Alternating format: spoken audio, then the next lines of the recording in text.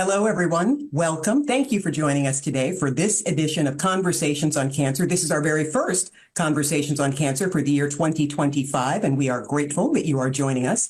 Our topic today is cervical cancer treatment innovation, and it's a collaborative discussion with both the FDA Oncology Center of Excellence and the European Medicines Agency. So we have an international group for you today that we are sure you will learn a great deal from, including a couple of really special patients who also advocate beyond what their personal experience is. So you'll hear involved in this programming that we bring you. I want to make sure to give our Happy New Year and welcome to 2025.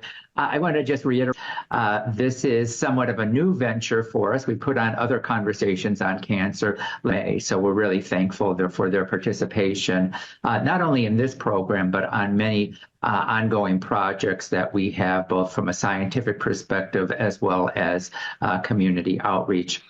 Conversations on Cancer began several years ago now, and way before the pandemic.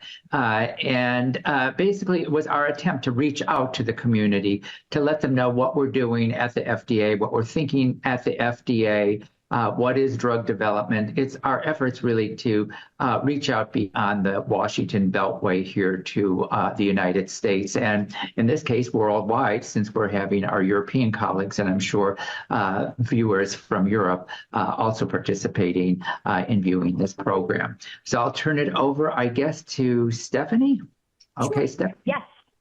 That would be wonderful. Good morning, everybody. I'm Stephanie. I'm a GYN oncologist and a medical officer here at the FDA in the Division of Oncology 1. And I want to start by similarly thanking everyone and welcoming our viewers and extending my appreciation and gratitude to all of our panelists who are here today. Also, a special thanks to Rick and Rhea for their guidance and support in putting this session together. It's an opportunity for the FDA community to participate in a conversation on cervical cancer awareness at a time when many others around the globe are doing so in this month of cervical cancer awareness. And I think that collective amplified voice is all the more powerful. I think the celebration this year for Cervical Cancer Awareness Month, for me personally as a GYN oncologist, is all the more energetic. 2024 has been quite a year. And when we think about cervical cancer therapies, while there have been treatments available for patients for many decades, and actually the first regulatory actions in both Europe and the US date back to as early as 1970.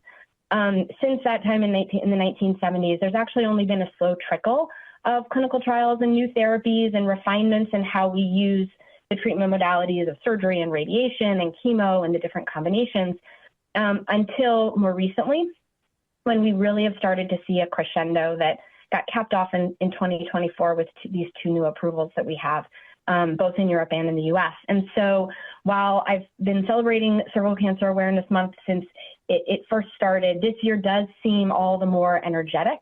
And what I hope you'll see over the course of this conversation is a little bit of a taste of how we haven't yet reached our peak. There remains a lot of unmet needs still, despite the innovations that have come to pass. And there also remains a lot of new innovation and new possibility.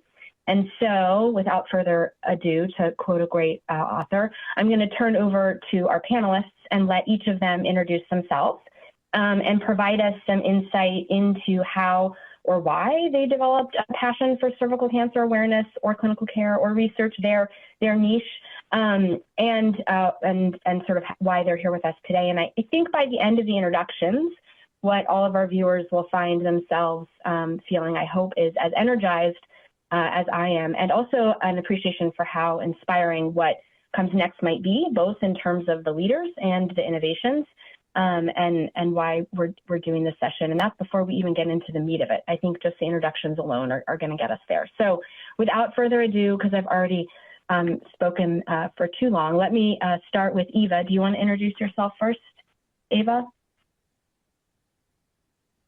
Yes, thank you so much, Stephanie, and everyone for inviting me to join this panel today.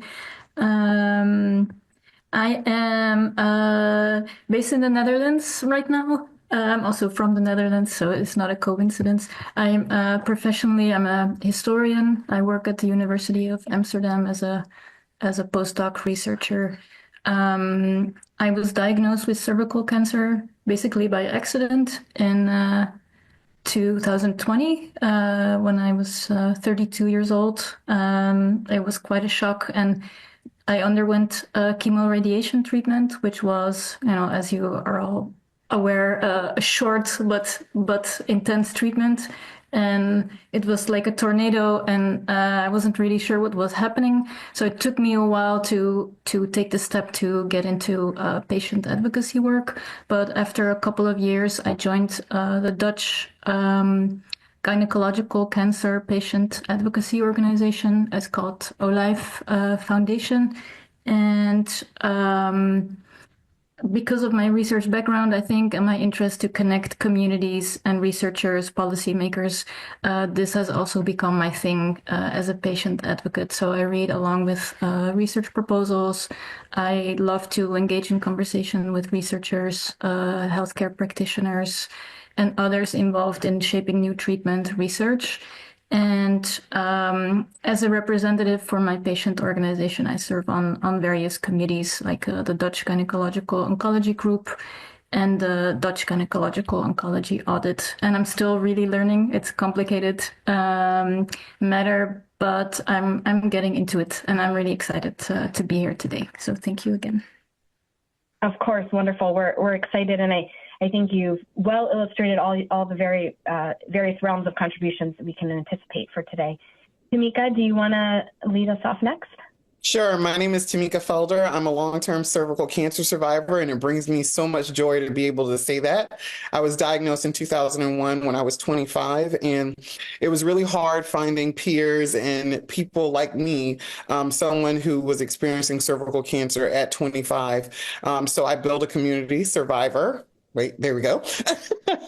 And I'm happy to be able to not only bring people together to share the good, but also the not so good, but also be connected to researchers and people who are so great, like Dr.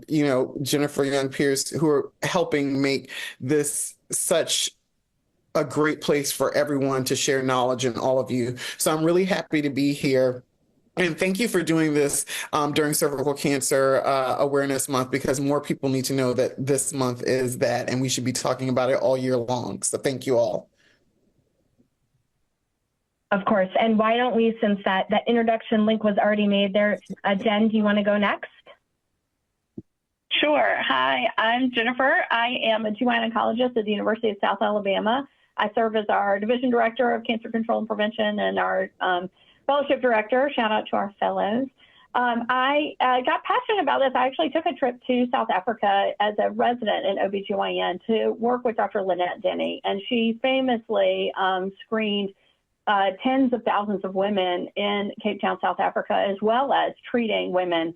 And she instilled in me that she was doing this as a South African woman, and that it was so important to work in communities that you know, and that we in the southeastern U.S. had so much to learn from her efforts in Africa and other efforts around the world. And that sparked a 20-year career in advocacy and awareness, as well as treatment, making sure that every woman has access to the HPV vaccine, to cervical cancer screening, to evidence-based therapies, and to clinical trials. And so proud to now be training the next generation of GYN oncologists, as well as bringing that work to the Gulf Coast, which is one of the areas in the U.S. that is the hardest hit with cervical cancer. Wonderful. Thank you. Christina, do you want to go next? Yes, hello everybody, and I'm really pleased to join this conversation today. My name is Cristina Migali, and I am a medical oncologist from the Italian Medicine Agency in Rome, where I am working in the approval of new cancer drugs in solid tumors. And I am also a member of the Scientific Advice Working Party at the European Medicine Agency in Amsterdam, where European regulators provide guidance for medicines development. My interest in cervical cancers come from my previous experience as practicing physician, because I have worked for a while in a gynecology oncology department in the Royal Marsden Hospital in London. And now as regulator, I have a special focus on immunotherapy, and I have followed all the most recent approvals of those kind of drugs in cervical cancer. So again, it's a pleasure to be here, and thank you FDA colleagues for the invitation. Thank you. We are very glad you're here. Dimitri, would you like to go next? Sure. Thank you. Well, first of all, thank you so much, Stephanie and team, for the kind invitation to participate in this forum. So my name is Dimitri Zamarin. I'm a section head of gynecologic medical oncology at Mount Sinai in New York, and I also lead the translational research program in gynecologic cancers here. My interest in cervical cancer is both clinical and scientific. So clinically, cervical cancer actually represents a fairly large portion of the patient population that we see here. We see a lot of the underrepresented minorities where unfortunately this disease is overrepresented. But also this disease is fascinating to me immunologically as I'm a trained immunologist. So, I do conduct a number of clinical trials in this disease. For example, we have co-led a cooperative group clinical trial of differential sequencing of chemoradiation and immunotherapy in locally advanced cervical cancer recently. And my lab is focusing on identification of potential biomarkers of response in these patients, but also uses a number of animal models which don't exist yet for cervical cancer, but we're in process of development. Wonderful. And Ritu, would you cap us off with introductions, please? Yes, thank you for having me. It's a true pleasure. My name is Ritu Salani. I'm a gynecologist at UCLA, where I'm division director. And I'm also involved with Cervical Cancer Task Force through the NCI, which I chair, as well as the NRG Oncology Committee, which I sit on with Dimitri and Jennifer, which has been really great in the progress of clinical trials, which is actually where my interest in cervical cancer kind of developed. When I first started, which is about 20 years ago, there were no real new updates in cervical cancer for decades. And so understanding that this was an area that really needed and was open to exploration. And I think it's a really underrepresented group of patients that really deserve better attention and focus for our treatments. And so it's become a passion of mine for the last 20 years and continues to be. And Stephanie, I want to articulate what you said. This has been really an exciting time, but we have so much work to do. So it's a real pleasure to be here and see how we can move forward. Wonderful. Thank you. I think our viewers have heard straight from each of our individual panelists all the wonderful accomplishments and what they bring to our conversation across the spectrum of advocacy, clinical care, research, and anticipatory thinking about the future. So before we get into some of the scientific components and the more detailed discussion of the innovations, I want to go back to Eva and Tamika, and I want to start with sort of where our purpose actually starts, which is our patients. And Tamika briefly gave mention to it, Jen briefly gave mention to it, Ritu did also, but really there's been a transformation in the advocacy community over the last 20 years, and a voice brought to something that didn't have a voice. I think many would conclude, and correct me if you disagree. But what I would hope both of you, Eva and Tamika, could do for us is give us a little bit of sense from the advocacy community. What are some of the key messages, both your own and what you hear from your colleagues and friends? What are some of the key advocacy messages that have risen to the surface? Well, you want to go first? Or sure. That one, you're not alone. 2, this is not something that you should be ashamed of. 3, there is a community. 4, that though we want to make sure also all doctors, especially GYN oncologists, know that we exist. So many times I hear patients say, I wish I would have found you on the onset of diagnosis. They're grateful for when they did, but we also know that it makes a difference.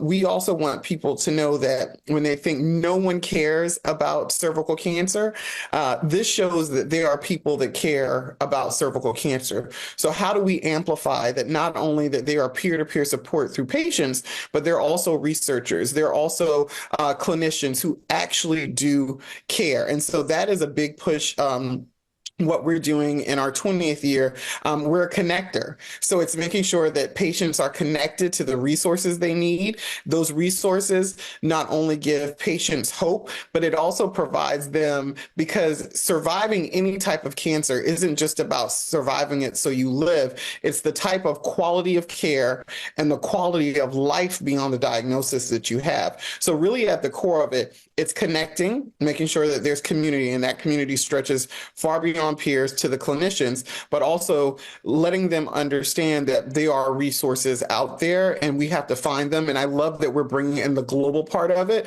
because that's a big part of the conversation as well. I'm echoing what you said, Tamika, all of it. I think that's really important points. And I would want to add to that there is a unique perspective that patients bring, that researchers and practitioners who didn't go through this experience just don't have, and it's completely understandable. It's a completely different community, and I'm really happy to see that there is more and more an understanding that it's important to involve these patients in developing treatments,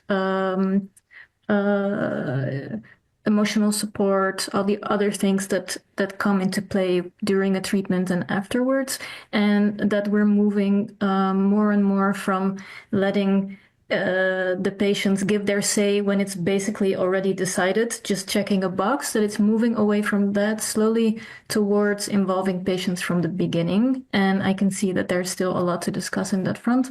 But I'm happy to see that so many physicians, nurses, researchers are very aware that it would be helpful to do it. I mean, what that could look like, that would take some time, I think, to figure that out. But I'm very happy to see that there is an interest to learn from each other, and I'm happy, yeah, and I'm glad that we're having these types of conversations. I think when I listen to both of you, I'll quickly sort of label it the 3 C's: communication, collaboration, and connection. Are sort of the 3 themes I heard both of you mention in different ways throughout. Jen, do you want to comment a little bit from the clinician perspective? What's been the impact of the advocacy community that you've experienced as a clinician or witnessed as a clinician that you would want to bring voice to? Well, I first have to give a shout out to Tamika and Survivor, and I know many other organizations around the world, that they bring together survivors and train them how to tell their stories. So I think one of the big things that we've seen as more patients are speaking out, whether that's in their own communities, within their sphere, to really not be ashamed of their diagnosis, to tell people that they have had cervical cancer, but also to speak on TV, to speak nationally. It helps us so much to really mobilize resources, whether that is in things like HPV vaccination approvals and resources brought to bear for cervical cancer prevention, but also just so people know that it does exist. 20 years ago, when we were having this conversation, women would literally say, I don't know anyone who's had cervical cancer or who has had an HPV-related disease. And I'm pleased to say I don't think anybody can say that anymore. And the more we can do to train patients how to share their stories, that can impact one person by them saying, hey, go get your pap test. I got mine. I was diagnosed, all the way to really national advocacy, bringing this to the Biden moonshot and to other efforts that have really put cervical cancer on the center stage. Wonderful. Along with that amplification of voice, Rita, I'm going to put you a tiny bit on the spot and ask if you were given a brief, we are going to move into focusing on treatments and therapeutics, and away from the screening and prevention. But I think we would be remiss not to just amplify that message for one more moment. So Rita, if you were given a spot to run a quick PSA, what would your 140 character, if we're talking in 2024, terminology, or your 60-second commercial, if we were talking in 1990 terminology, what would your quick PSA be that patients and their friends and family members and sort of take away or have? HPV is common. It can cause cancer. Get screened. Tell a friend.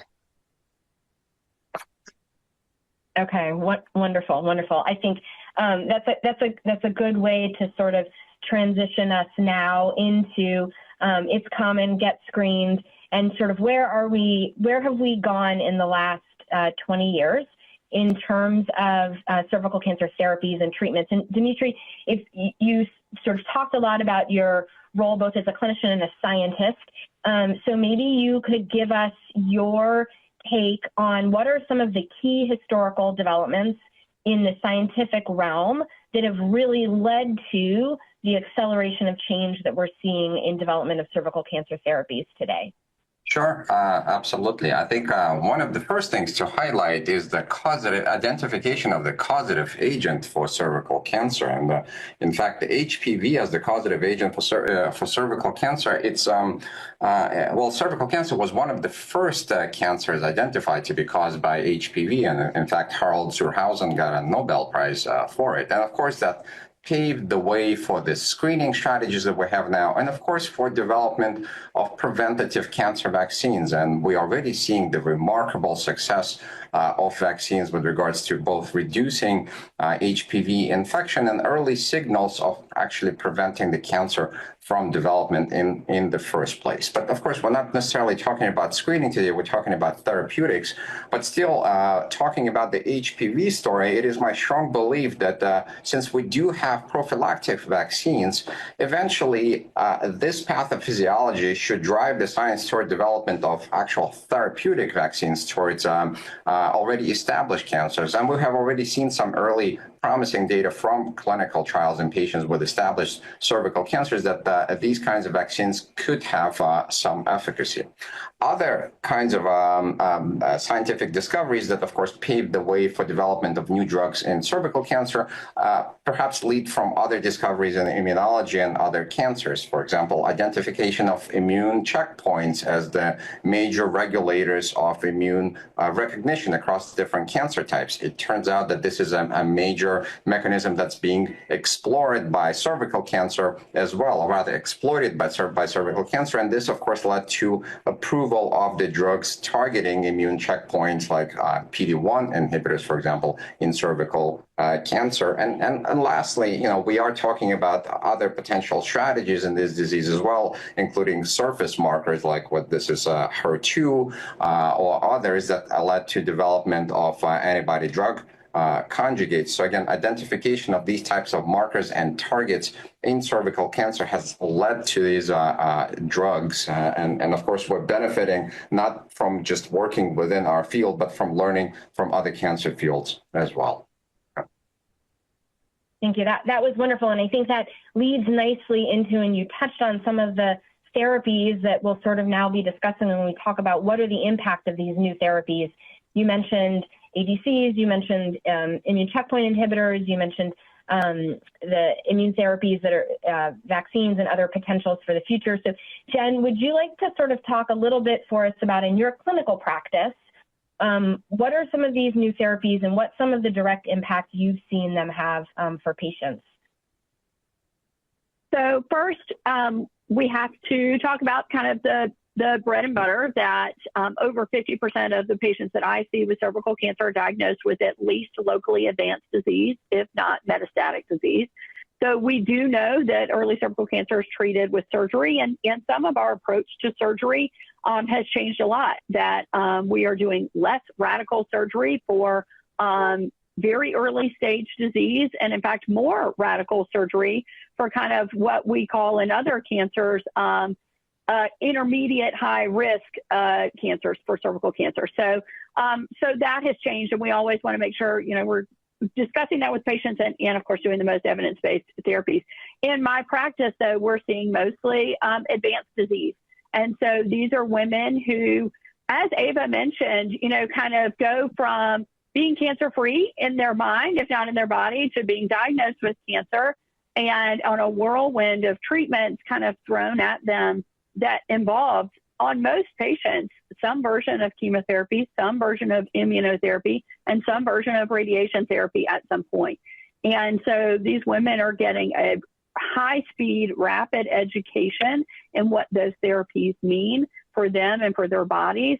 And so sometimes women are on what we call in my practice high dose or full strength chemotherapy, and that is using chemotherapy as a primary treatment where women experience common things with chemotherapy like losing their hair, neuropathy, nausea, etc. And then we have patients on what we consider to be kind of low dose chemotherapy or immunotherapy where the radiation is doing the majority of the work, and those are very intense treatments for patients that I think this is the point, especially in places like Lower Alabama, where the access issue becomes such a highlight and difficulty. We have to talk about transportation. We have to talk about how they're going to get to a cancer center, if not our cancer center, to a cancer center daily for up to 6 or 7 weeks, and how we make that happen by pooling resources and things like that. So those are just some of the kind of day-to-day aspects of what we get into with patients at diagnosis. And that's even before we start talking about opportunities to participate in clinical trials, opportunities to have access to new therapies. Most of our new therapies, as this panel knows, are relegated to patients at recurrence, although not all. Certainly the checkpoint inhibitors are now in the forefront of our primary treatment and offer every patient, although it can be more uncommon with metastatic disease, offer every patient the possibility of cure. And I think that's where the real hope of these new therapies comes in. Wonderful. Thank you. I think you gave us a very wonderful overlay of sort of those initial conversations and the factors to consider and the discussions you have with patients that are very helpful. Ritu, if you could move us into the recurrent setting and sort of similarly talk for us a little bit about with the new therapies, what are some of the conversations and what are some of the issues that you encounter in your discussions with patients and that you would want to raise here? Yeah, the standard of care has really kind of changed over the last several years. And so even Tamika and Ava's story, it'd be different today. It'd still be impactful and probably even more impactful, but it's amazing at how much progress has been made. You heard Dimitri talk about immunotherapy and the role it's kind of changed. We started using immunotherapy as a second line or third line agent in patients who had a biomarker, so they would test a tumor and look for what we call PD-L1 expression. And if they were candidates, we would give them immunotherapy. That's now shifted to the first line and now even the locally advanced setting. So we've kind of moved it because we saw so much gain. And so in the recurrent setting, we do have some agents. To mention ADCs or antibody drug conjugates, which is kind of a sophisticated way of delivering chemotherapy with decreased toxicity. And there's a FDA-approved regimen for this, targeting tissue factor, which has kind of improved outcomes. We're still kind of seeking that cure goal in the recurrent setting, but there are clinical trials that are ongoing. And I just want to highlight that, I do think that when we have improvements in care, sometimes we can actually worsen disparities. And this can be because of insurance access or other barriers. And it's important to recognize that we need to make sure that patients not only have good education and access to resource, but actually can get to the therapies that make a difference. And so I think the recurrent setting is really exploding now. I do want to say chemotherapy is still in the line of standard chemotherapy options are still in the line of treatment, but we're looking at response rates that are in the single digits. And so this really highlights a need for better therapeutic options for patients. And I think some of the work that's being done, I think Dimitri kind of on the behind the scenes with some of the immunotherapy work and figuring out how we can reprime the immune system. How can we repurpose some of the medications or find novel therapies to give our patients better access are really instrumental and will help get more Tamikas and more Evas on these calls. Yeah, I think that's wonderful. And I want to stick with this idea for a brief moment about the targeted therapies. And just talk a little bit more. The ADCs have been mentioned, tissue factor was mentioned, but I think often what we mean when we say targeted therapies is not so clear to a lay audience. So I want to just clarify that terminology because I think in oncology it gets used a lot. Dimitri, could you maybe review for us sort of how you explain to patients in the office, what is a targeted therapy? What does that mean? Sure, absolutely. And I completely agree with you, Stephanie, is that I think often we misuse the term because in reality, most of the therapies we offer are targeted therapies, right? Chemotherapies have a preferential selectivity for cancer cells over normal cells. And what we would now in the newer world say a targeted therapy is not necessarily without side effects either. So, but traditionally, at least more recently, when we have been referring to targeted therapies, we have been referring to targeting something that's, again, specific to cancer, but not to normal cells. So this could be a specific mutation that, for example, driving the cancer growth. And there are a number of, for example, small molecule inhibitors that target mutations across a number of cancer types that have been approved. A good example being melanoma having approval of various targeted agents for its BRAF mutation. We unfortunately don't have these types of mutations in cervical cancer, for which we have blanket approvals of these kinds of drugs. But we do have other targets. And for example, we have highlighted some of the ADCs before, and this is specifically referring to expression of specific proteins on the surface of cancer cells, and a good example being the HER2 protein, for which we have a very effective targeted ADC, which is targeting the HER2 molecule. So I think any of these drugs could be considered targeted therapy. So like I said, again, to summarize, by definition, it should be a drug that preferentially is affecting the cancer cells, but not other cells in the body. Thank you. Thank you. I appreciate that. I think it's always helpful sometimes to go back to our basics that we take for granted. Christina, I also want to go back and ask you a follow-up question to what Ritu was saying about access. And if you could provide some insight for us on similarities and differences and some input on access to treatment in the EU, and sort of how your role as a regulator intersects with access to therapies and what the issues are for European patients from your perspective. Yes, sure. To give you the context in Europe, first, there is a first step, which is to obtain a marketing authorization. And in order to do that, a developer needs to submit a dossier to European Medicine Agency, and then experts from all national authorities and EMA committee members carry out an assessment to decide whether the medicine is safe, effective, and good quality. And in the regulatory assessment, the key principle is the benefit-risk balance. That means that a drug to be placed on the market in Europe should have the benefits which outweigh the risk for the patient for whom the drug is going to be used. And if we think about the cervical cancer, what the drugs that have been approved in Europe over the last 10 years largely overlap with what have been approved by FDA.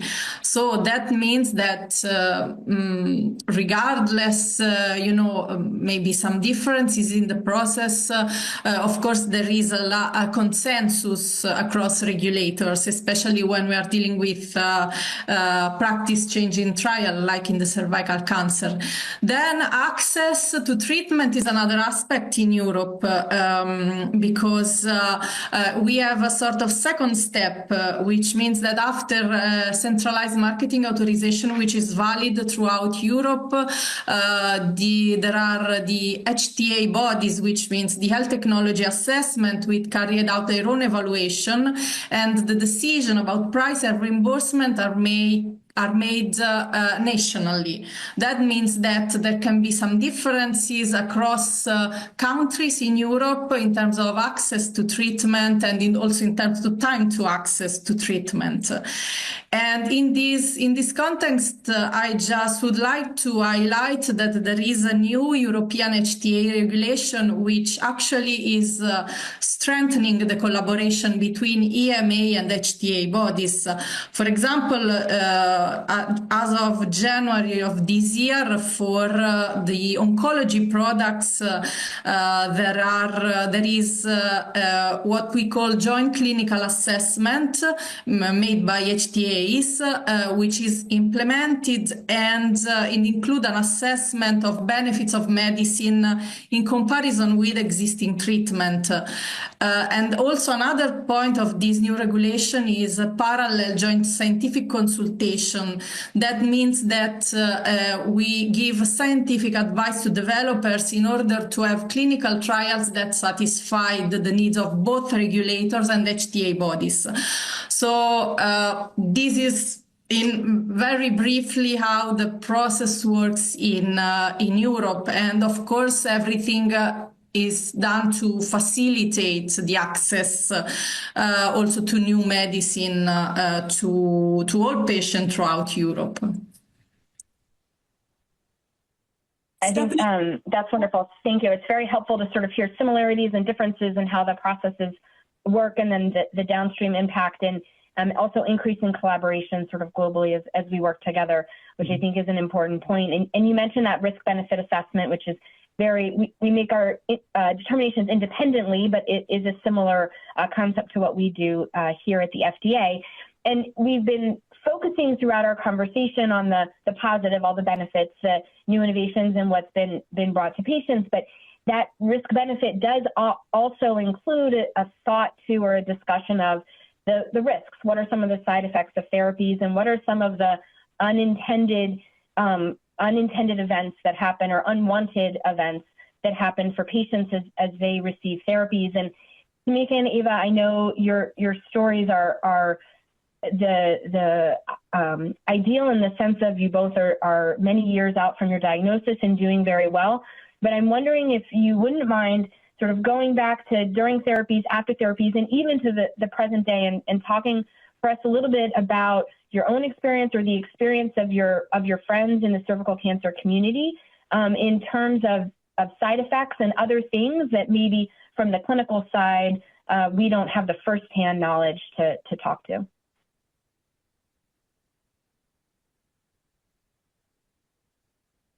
Go ahead, Ava, you're up.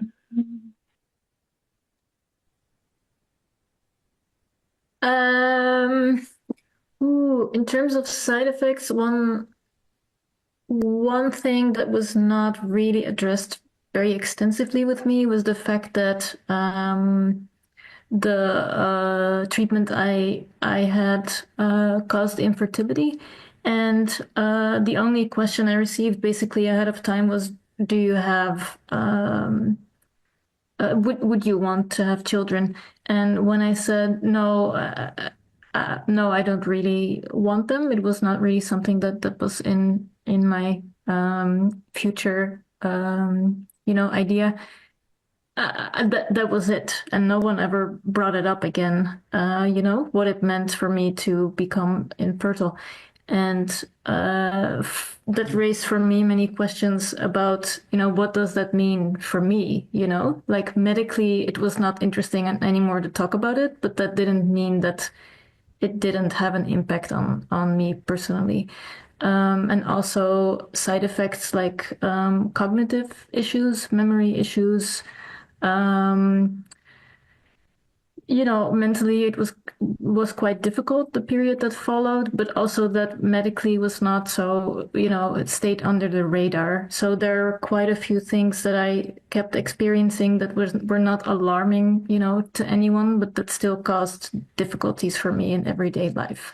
And I think in finding community and patient advocacy organization, I felt I felt a great community and people that I could talk to and who I didn't have to explain a lot of things to.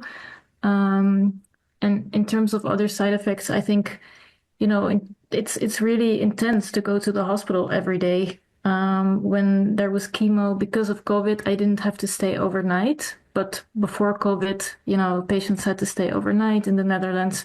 I think that was very tough to have this every week happening. It was very intense. So I think in terms of traveling and the time that it takes you, that you have to focus on the treatment and that it's really taking up all your time and all your energy, and that is just very heavy. I think those are things to think about, in terms of quality of life as well. Could I just jump in really quickly? And Ava, I just want to say that we really appreciate you telling your story. It does make a difference for people who are listening and maybe less knowledgeable.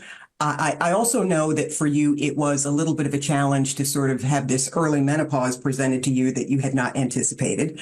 And that while the fertility issue was just sort of mentioned medically and dropped, for others, which I think is sort of the transition into Tamika, this was something that definitely impacted how she foresaw her life. So just from, the perspective of knowing that it is each patient's personal experience that makes the greatest difference, we do appreciate, your bravery and your strength in discussing it in an open format like this. So I just want to make sure to, thank you for that. And just while I have the floor, I want to thank Tamika as well for being featured in our Engage newsletter. That's something we do here at the Oncology Center of Excellence for Advocates. And Tamika and cervical cancer were featured in our edition that came out about a week ago. And truth be told, Tamika, you and I have a history. We go back to way when. We won't say any numbers. But I do remember then that you were very much a strong voice in the wilderness when people were not actively discussing side effects, treatments, anything at all. And I think you had mentioned a little bit earlier in your commentary this idea of shame. So I do want to, let you talk about the success in regards to fertility, but I just wanted to make sure that both patients felt truly supported in this panel. We do appreciate you.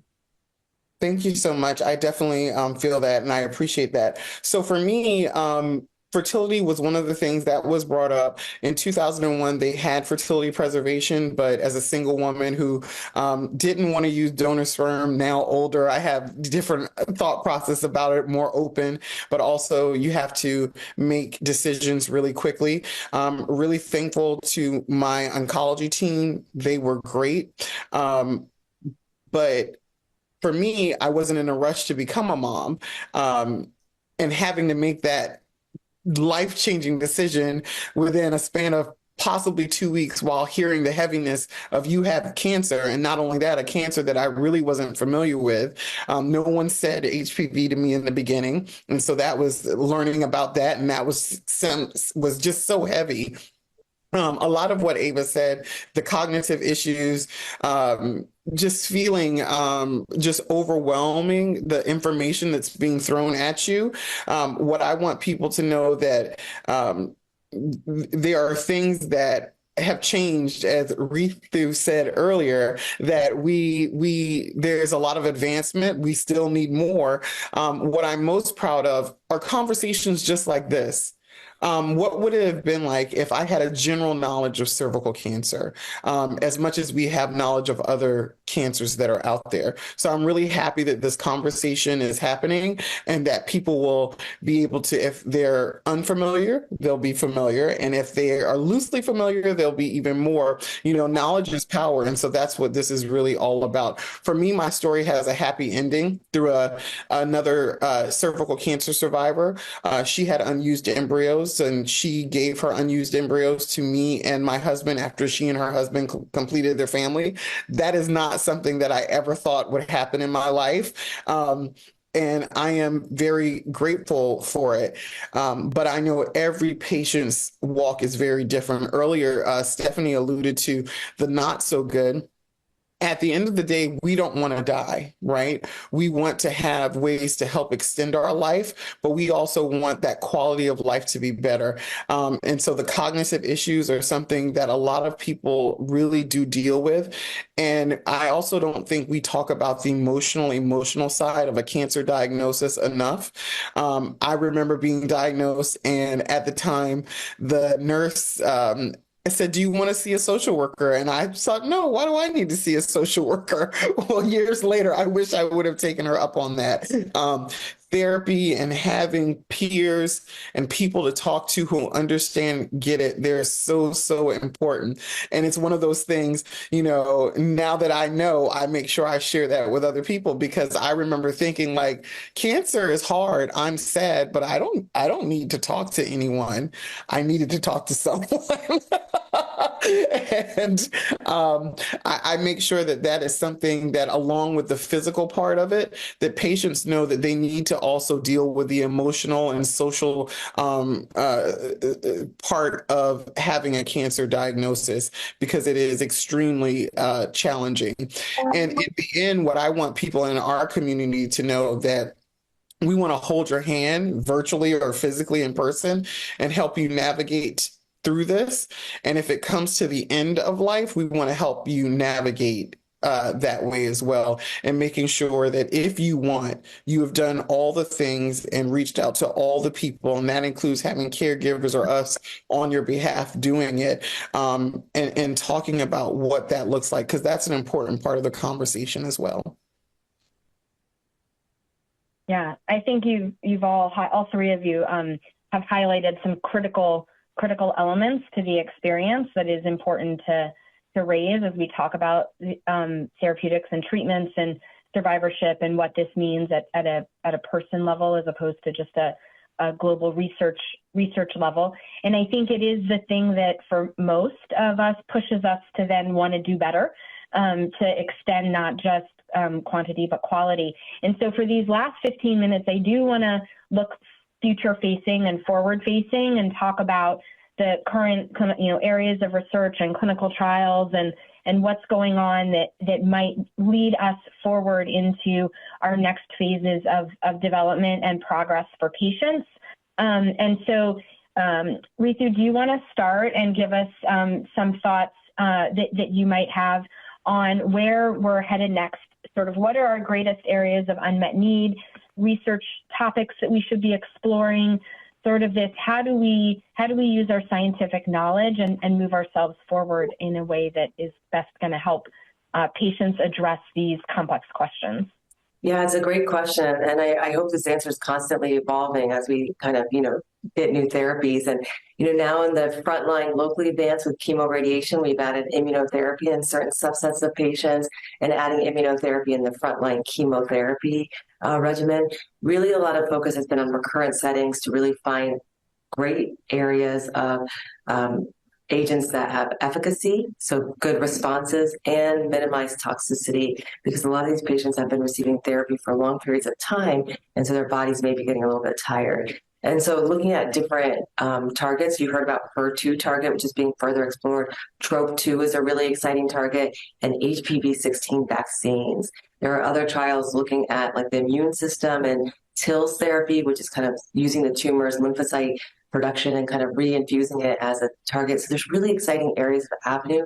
There are challenges with some of these, and toxicities being one, centers of excellence and, kind of difficult therapies to administer require really centralized levels of care, so kind of barriers to access to these therapies. So there are some issues along those lines, but I think the other area that's really interesting is combining novel therapies. So immunotherapy with maybe another novel therapeutic. And I think figuring out which patients can benefit the most from these combinations or these specific therapies is going to be really key, so we can optimize outcomes and minimize toxicities in these patients. And I think that's a really important area. One thing is, we studied kind of cervical cancer together. We studied advanced and recurrent cervical cancer, kind of clump it into one group. It's partially because of numbers, we want to make sure we're being able to accrue to these studies in a timely fashion. But I think we need to be thoughtful in other cancers, particularly ovarian cancer, endometrial cancer. We started kind of fragmenting out patients by molecular types or, different features that we're seeing. And I think we're coming to a time where in cervical cancer, we need to be thoughtful about how we're studying patients moving forward. So we're not discounting a therapy that may be effective in one group, but not maybe in the general population. Or the opposite, where we're saying, oh, this therapy is effective, but it's actually only effective for X number of patients, and some patients are getting therapy without that impact. So I think there's still a lot to do, but it's a really exciting area.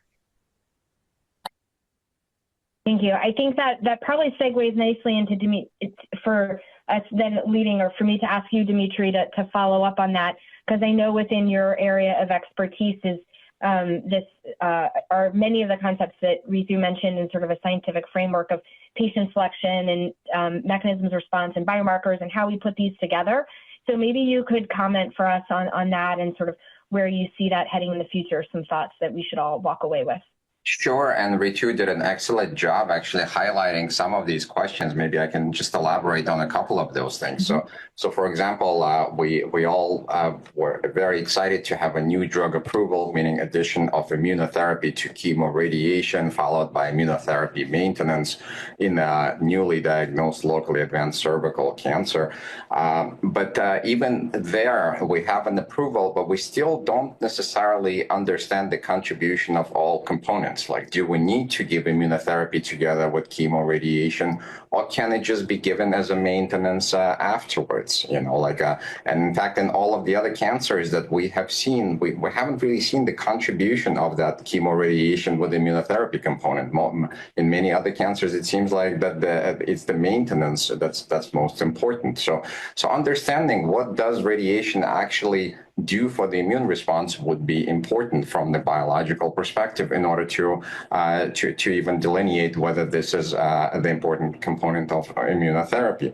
The appropriate patient selection, as Ritu has highlighted, is very important. So even with this approval of immunotherapy, the absolute benefit of immunotherapy is probably going to be towards maybe 10, maybe maximum 20% of the patients, which means that probably 50% of the patients don't require immunotherapy at all. And then we need more therapies for other patients.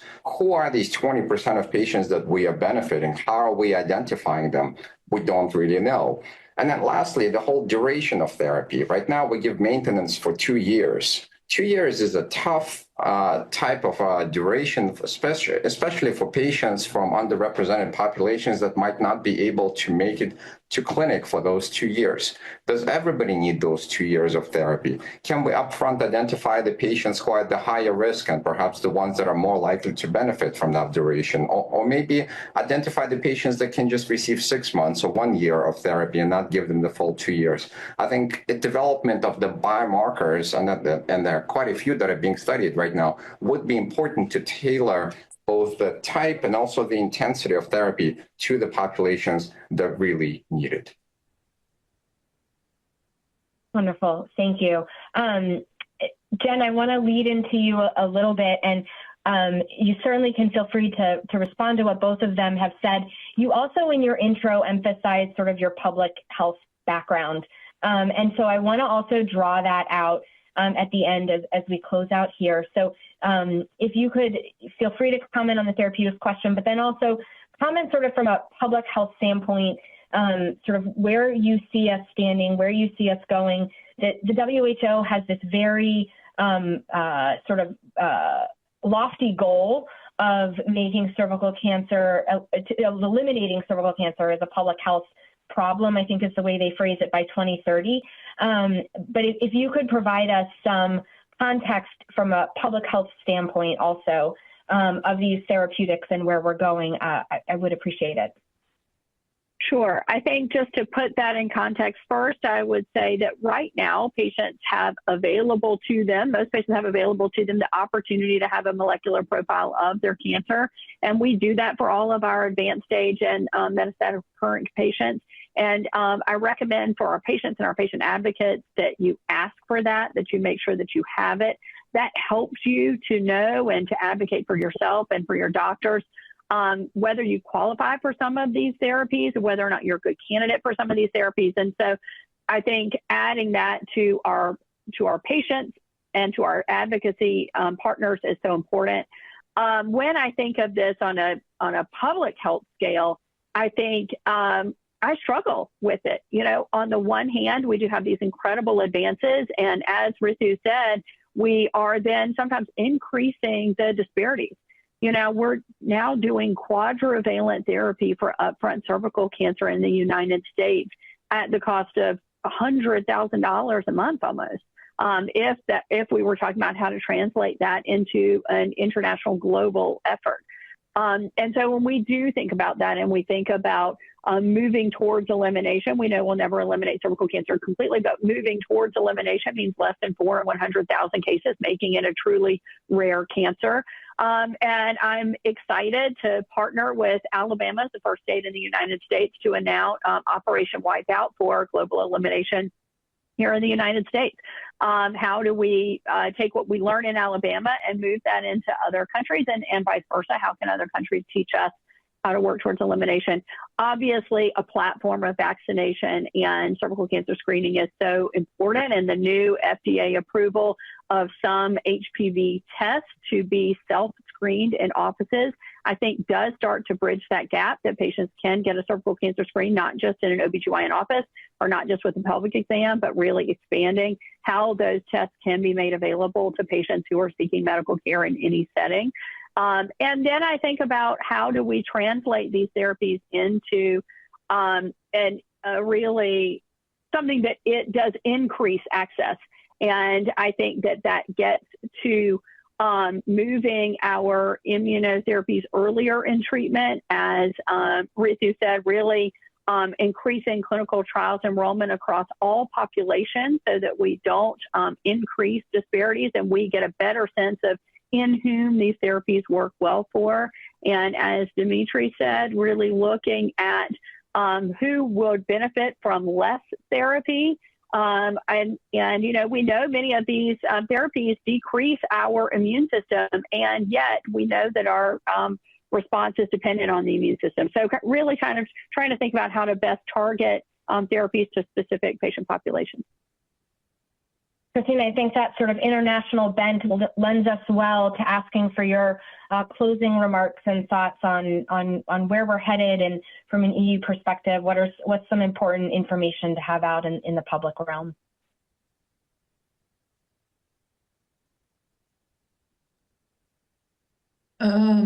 So yeah, I think that you know, from the EU perspective, so one point that it was just mentioned that, of course, what is relevant in the end is the access to treatment.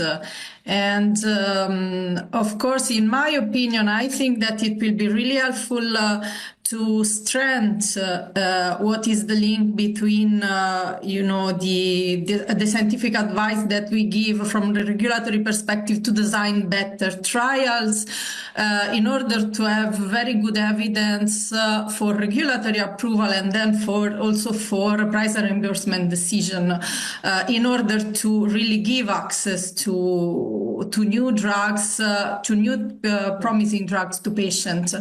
And in my perspective, I think that one other key is also the collaboration between regulatory authorities. So this conversation of cancer is a very nice example of the extensive collaboration that EMA and FDA are having in order to, I think, in order to provide and support a more global development with the aim to help patients, definitely.